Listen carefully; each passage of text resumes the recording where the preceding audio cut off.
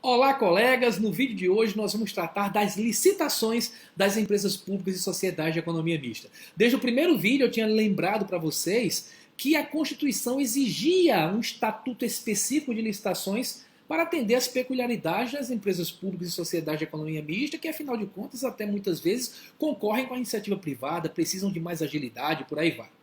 É essa lei, a Lei de Responsabilidade das Estatais, que traz esse estatuto. Na realidade, esse estatuto é quase uma cópia da Lei 12.462 de 2011, que é aquela lei que criou o RDC, o Regime Diferenciado de Contratação, que na sua origem era apenas para obras e serviços referentes à realização da Copa do Mundo, Copa das Confederações, depois colocaram Olimpíadas. Na realidade, esse objeto acabou se expandindo uma vez porque foram acrescendo outras coisas, como obras do Programa de Aceleração do Crescimento, o PAC, por aí vai. Bem, essa regra ela tende a se expandir, inclusive noticio que tramita no Congresso Nacional um projeto de lei para revogar a Lei 8666, criar uma nova lei de licitações, e essa nova lei ela é baseada nas regras do RDC, que vão se tornar regras generalíssimas, aplicáveis a quase todas as contratações feitas pelo poder público no Brasil. Mas antes disso, o que já está em vigor, a lei de responsabilidade das estatais quase que copia as regras do RDC.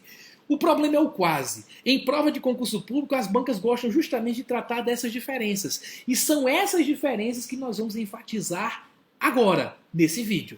Em primeiro lugar, duas são as principais diferenças essenciais que todo mundo tem que ter em mente. Existe agora um novo regime de contratação chamado de contratação semi-integrada. Aqui uma observação importante. No RDC já havia a contratação integrada. Agora apareceu a contratação semi-integrada, grande novidade nas previsões normativas brasileiras, porque isso nunca existiu. Além disso, há uma segunda novidade muito clara, que é a criação de um novo critério de julgamento de propostas, que é a melhor destinação dos bens alienados pela administração pública. Vamos deixar esse segundo caso para abordarmos em vídeo subsequente. Nesse vídeo nós vamos falar principalmente da criação desse regime de contratação semi-integrada. Para isso, vamos fazer uma visitinha ao texto da Lei 13.303. Vejam só. No artigo 42, se prevêem algumas definições. E entre essas definições, aqui eu selecionei os incisos 5º e 6º, que falam exatamente da contratação semi-integrada e da contratação integrada. A grande novidade reside aqui, tá? Porque com relação à contratação integrada, já existia previsão no RDC. Está aqui grifado, tá? Que nos dois casos é apenas para obras e serviços de engenharia. Nos dois casos, obras e serviços de engenharia.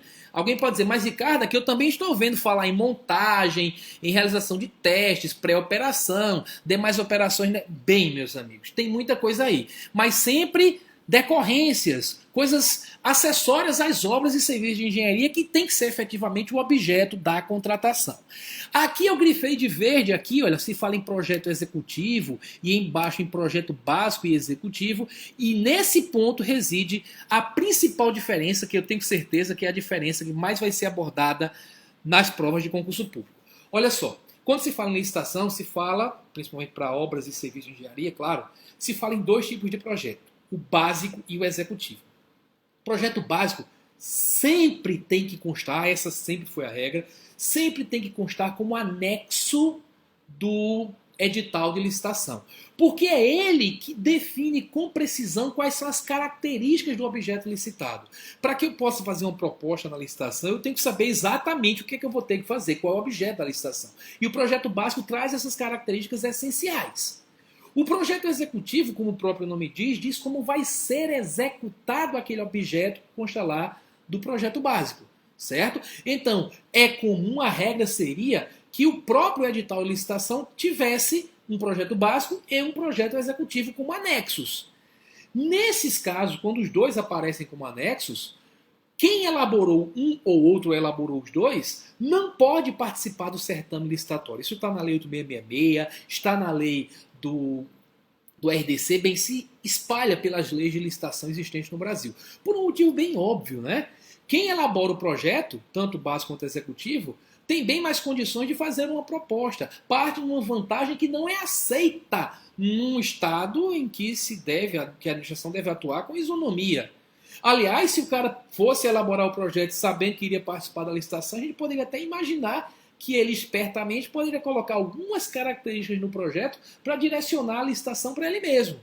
Então, participou da elaboração do projeto básico do executivo, não participa da licitação. Lembrar, projeto básico, teoricamente, sempre tem que estar já como anexo do edital de licitação. Já o executivo, a própria lei já previa que poderia até ser colocado no edital como um encargo do próprio contratado. Certo? Então, em alguns casos, o contratado elaboraria o projeto executivo. Cuidado para não confundir, tá? Se o projeto executivo já constar do edital de licitação, quem elaborou não pode participar da licitação. Então, jamais vai ser contratado.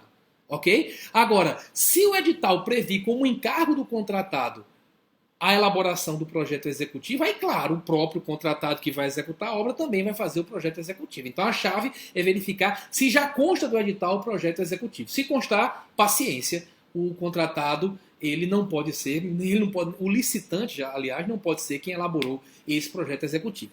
Mas voltemos ao texto da lei para que eu possa confirmar com vocês o que eu acabei de falar. Olha só, no artigo 44, já da lei de responsabilidade das estatais, no parágrafo 1º do artigo 44, se diz que a elaboração do projeto executivo constituirá encargo do contratado. Veja uma mudança. No regime que foi adotado aqui para as estatais, o executivo vai ser elaborado pelo contratado, diferentemente do que dizia a lei de licitações. A lei de licitações previa a possibilidade do projeto executivo já constar do edital de licitação. Certo? Hipótese na qual quem elaborou o projeto executivo sequer participaria da licitação. Já na lei de responsabilidade das estatais, o projeto executivo vai ser elaborado pelo contratado. E ele vai receber, claro, por isso. Ele vai receber o valor referente à execução da obra, do serviço, e também vai receber o preço pela elaboração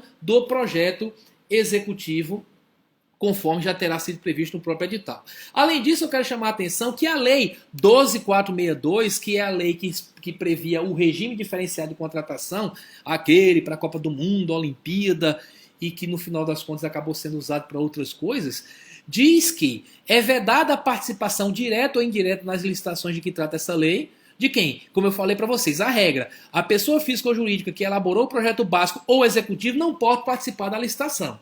Mas, claro, isso se esse projeto constava do edital.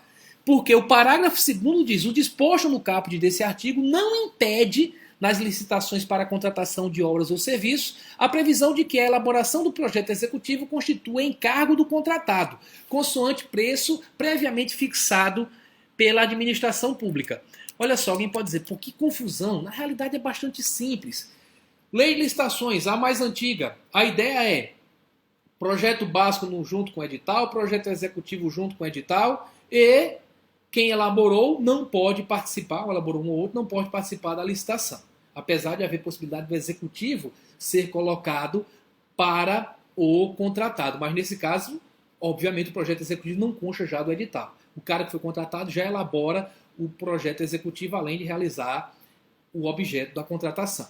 Já no caso do RDC, se colocou que seria possível isso, colocar como encargo do contratado elaborar o projeto executivo. E chegando agora à lei de responsabilidade das estatais, se colocou como regra. Agora, amigo, a realização, a elaboração do projeto executivo é encargo do contratado. Voltemos para a tela. Olha só. Voltando para o artigo 44, parágrafo 1º. A elaboração do projeto executivo constituirá encargo do contratado, consoante preço previamente fixado pela empresa pública ou pela sociedade de economia mista. É assim que vai funcionar para estatais. A regra é dessa forma. Agora, voltando ao ponto que estamos abordando.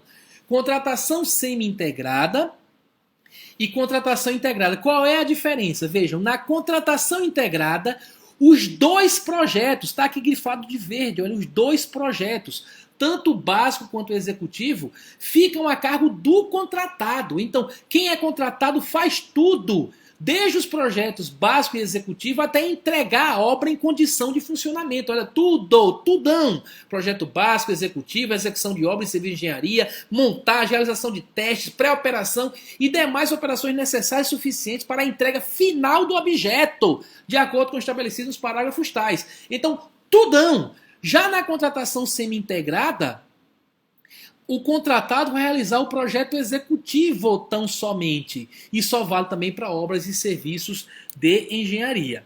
Claro, se você for olhar, estamos aqui analisando a coisa de uma maneira resumida no que cabe num vídeo de Facebook. Mas se vocês forem olhar, existem outras peculiaridades.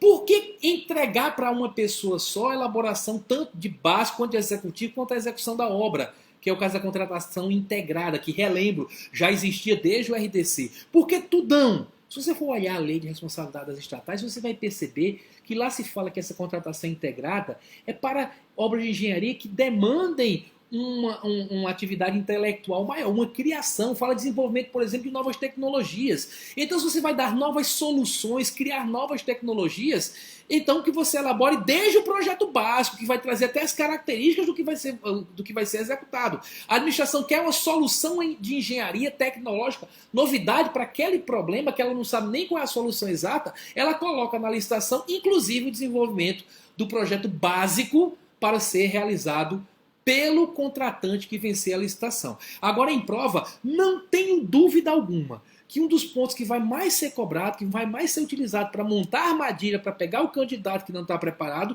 que não é o seu caso, que tenho certeza estará no topo da montanha, vamos trabalhar juntos para isso, é colocar a ideia de que a elaboração de projeto básico e executivo ficam a cargo do contratado no caso de contratação semi-integrada. Cuidado, semi-integrada é um pouco menos do que integrada. O que é integração aí? É você integrar a atividade de elaborar o projeto com a de executá-lo. No totalmente integrado, isso vai valer para os dois projetos, o básico e o executivo. No semi-integrado, só para o executivo, ok?